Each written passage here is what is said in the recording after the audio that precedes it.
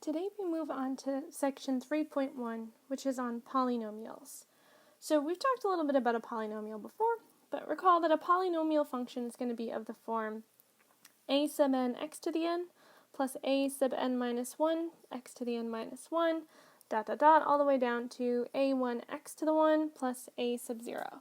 So essentially these ai terms are just coefficients. Each ai is a real number. And so this is really anything of the form x raised to some power times some constant number plus other x to certain powers times some other number. Now, we usually write it in this form where our largest exponent is first. And so we would say in this case, as long as an is not equal to 0, then this is a polynomial function of degree n, and with a leading coefficient of an. Leading coefficient is a sub n. So polynomials are really useful for us, and we'll see why in calculus. But in particular, it has the property that polynomial functions are continuous. So for example, it might look something like this. This is an example of a continuous function, as opposed to a non-continuous function, which might have, for example, a vertical asymptote. It might maybe have some kind of a jump somewhere, or a hole. Right? So this is a function which is discontinuous at a variety of places. At -2, where it's got an asymptote, at 1, where it has a hole, and at 3, where it jumps. Okay, so polynomial functions are always going to be continuous. They don't have vertical asymptotes or holes or jumps. Polynomial functions also have the property that they're differentiable. And again, this is something that you'll see in calculus, but you don't really need to know yet. But what we mean by differentiable is that they're, in some sense, smooth. So again, I'm just sort of drawing an example here of a function that's smooth. A function that's not differentiable would be something that has some kind of like a point.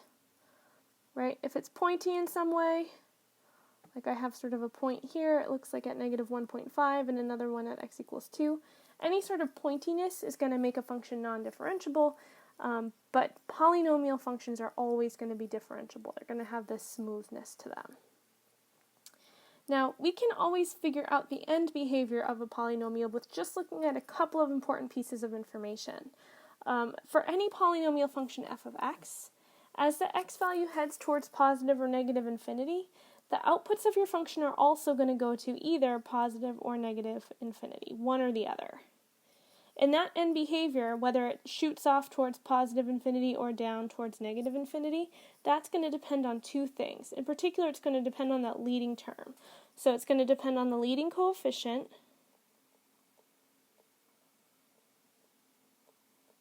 and it's going to depend on whether the degree is even or odd. So let's look at a few examples and see if we can figure out some kind of a pattern here. So this function f of x equals -x cubed plus 4x minus 3, I don't really know what it's doing in the middle. I'm just going to put like a little dotted box here to say I don't necessarily know what this function looks at in the middle, but I know that -x cubed function looks like this at the ends. Right? If you think back towards our graph of -x cubed, it's the x cubed function reflected across the x-axis, and it looks like this. So its end behavior is going to look like this. It's going to head towards positive infinity as x goes to negative infinity, and then as x goes to positive infinity, the graph heads towards negative infinity. Alright, what about 3x squared minus 12x? Again, this is a positive leading coefficient, and I know that the x squared function looks roughly like this. So I don't necessarily know if this function's been shifted up or down, or if it's steeper or less steep, but I do know that for its end behaviors, it's going to look roughly like this, roughly like the x squared function. For example 3, we have the function -2x to the 4th power plus 10x.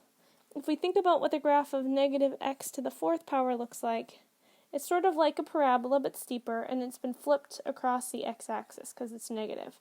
So I don't know what it looks like in the middle, but I do know that it's going to be heading down towards negative infinity on both sides, as x goes to negative infinity and as x goes to positive infinity. And finally, for this last graph here, we have something that's going to look roughly like an x to the 5th function. X to the 5th looks like this. So at its end behavior, it's going to look like this. Okay, so we have 4 sort of different possible combinations of end behavior. So let's just try to explain what's going on in each case. So in example 1, I'll try to use a different color here. Our leading coefficient is negative.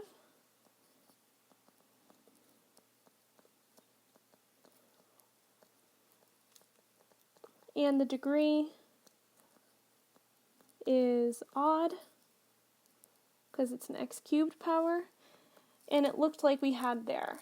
So in this case, as x went towards negative infinity, we saw that f of x, the outputs, were heading towards positive infinity.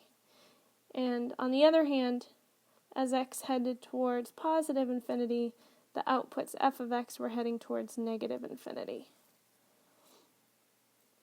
Alright, what about example 2? I'm going to run out of space here. Let me see if I can shrink things up a little.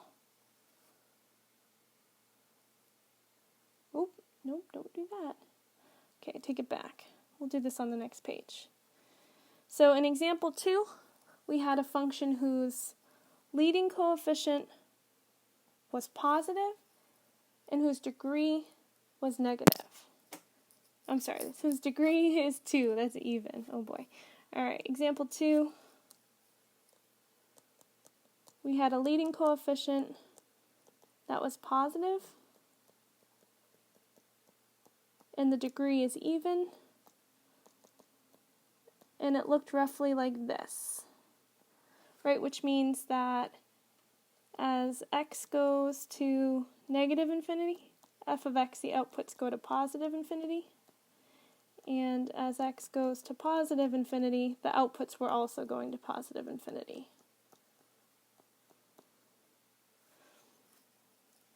Alright, in example 3, let's go back over here. We had a leading coefficient that was negative, and we had an exponent, or a degree, that was even. Leading coefficient is negative, and the degree is even. The graph is going to look something like this, maybe with bumps in the middle, but the end behavior will look like that, which means as x goes to negative infinity, f of x is heading towards negative infinity also, and as x goes to positive infinity, the outputs f of x are still going towards negative infinity, right? In both cases, you're heading down towards negative infinity. And finally, in our last example, our leading coefficient was positive 4, and our degree was odd. So, example 4.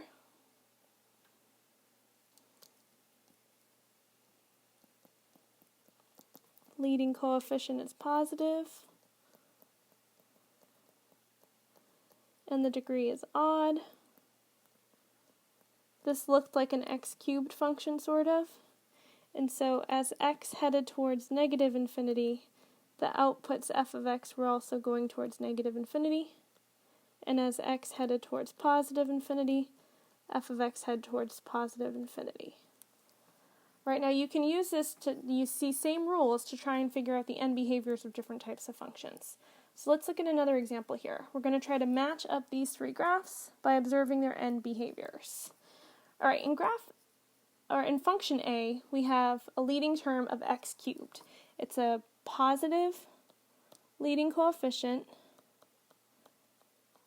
and the degree is 3, which is odd. Which means this should be a function that looks roughly like x cubed in terms of the end behavior. So if we just look at the end behavior, which one of those looks like that? Well, this one does here, right? Ignore the bumps in the middle, the end behavior is the same, and so this is going to be the graph of A. In the second example, our leading term is negative x to the 4th power. That's a negative leading coefficient. Coefficient. And it's an even degree, which means it's going to look something roughly like negative x to the 4th, which looks like this. Not necessarily in the middle, but just at the end behavior. So ignore the middle of the graph. this last example here has that end behavior of both ends going towards negative infinity. So this is a graph for B, and hopefully this should be the graph for C, but let's just make sure. For C, we have a leading term of negative 2x to the 5th power. We have a negative leading coefficient, I'll just put LC for leading coefficient, and we have odd degree, because it's degree 5. And so it should look roughly like negative x cubed. Negative x cubed looks like this, and indeed, if we ignore the middle part, the end behavior looks the same as a negative x to the 5th graph. Okay, so that matches up. All right. Now, on top of this, we can also learn about the zeros of a polynomial by looking at the degree of the function.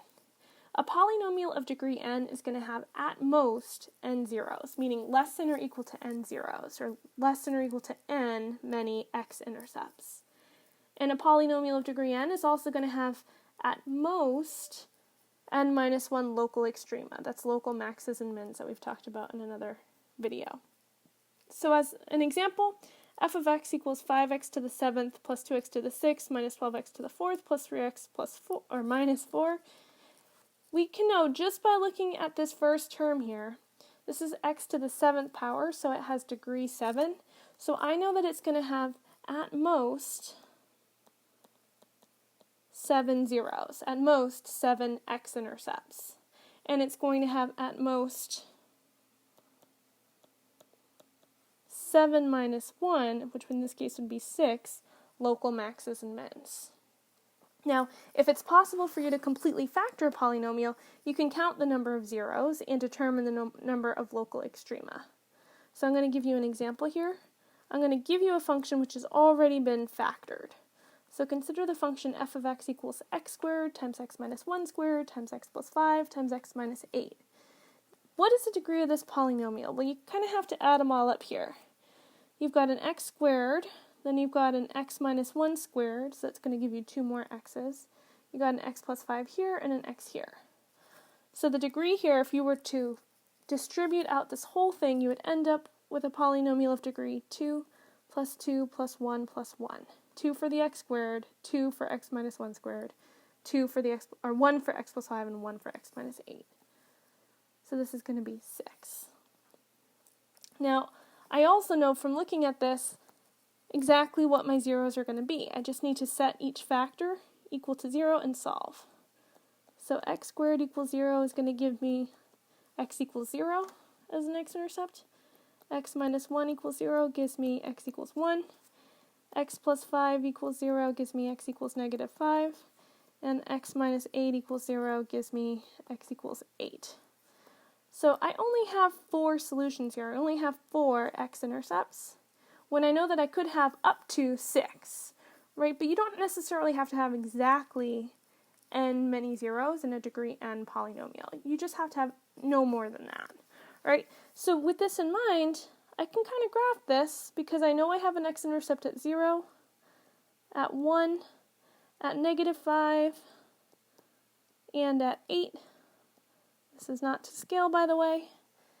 And I know that if I were to multiply all these terms out, x squared times x minus 1 squared, etc., you're going to end up with a positive leading coefficient of degree 6, right? So that means the end behavior of this function, if it's positive leading coefficient of degree 6, it's even degree, your graph's going to look something like this. So I can kind of sketch that it'll look something like this.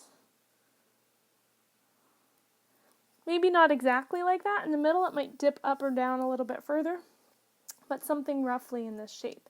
Notice how many local maxes and mins we have. 1, 2, 3. Okay, which fits. We should have at most 5 of them. We do. We have 3. All right, let's do one more example of trying to match a graph to a function based on end behavior and also based on the number of zeros. So I have 6 graphs here and 6 equations. Notice in this first graph, if we wanted to count the number of zeros, the number of x-intercepts, we have 1, 2, 3, 4, 5. That means we need to find a function whose degree is at least 5. It has to be 5 or bigger. And there's only one that fits the bill. The only polynomial of degree 5 or bigger would be D. So right away I can match up this graph with D. Okay, and now I can sort of ignore it and not use it anymore. All right, what other ones jump out at me? Well, I have this linear function here. This linear function has only one x-intercept, but I mean, it's a line. So you're looking for something where the largest exponent is a 1. Okay, so that's this one here, right? Negative 3x plus 5 is your only linear function. So I know that A is going to match with this graph here. All right, let's keep going. We've got 1, 2, 3 functions of even degree. That's B, C, and F, and one function of odd degree. Now, for this one function of odd degree, we have a negative leading coefficient, and we have odd degree. So if we flip back a few pages in the notes, we know that the end behavior of that is going to look like negative and odd degree looks like this. All right, so we look for a function that has that end behavior. That would be this graph right here. Right, the middle we don't necessarily care about, but the end behavior looks like this. So I know that this has to be the graph of E. All right, now we have these 3 remaining graphs. Only one of them is upright. The other two, right, only one of them is sort of pointing up. The other two are pointing down, heading towards negative infinity. So the one that's pointing upright should have a positive leading coefficient. Looking through these remaining choices, the only one with a positive leading coefficient would be C. Positive leading coefficient, which means this has to be the graph for function C. And these last 2 examples, B and F, well, one of these is a quadratic function, so one's a parabola, and one of them is an x to the 4th function. I know that a parabola, an x squared function, can have at most 2 zeros, 2 x-intercepts. This function here has 1, 2, 3 zeros, so that can't possibly be the graph of f. And so I conclude that this is the graph of f, and this is the graph of B, just because it's the only one that I have left. Okay, we'll talk a little bit more about this in the next video.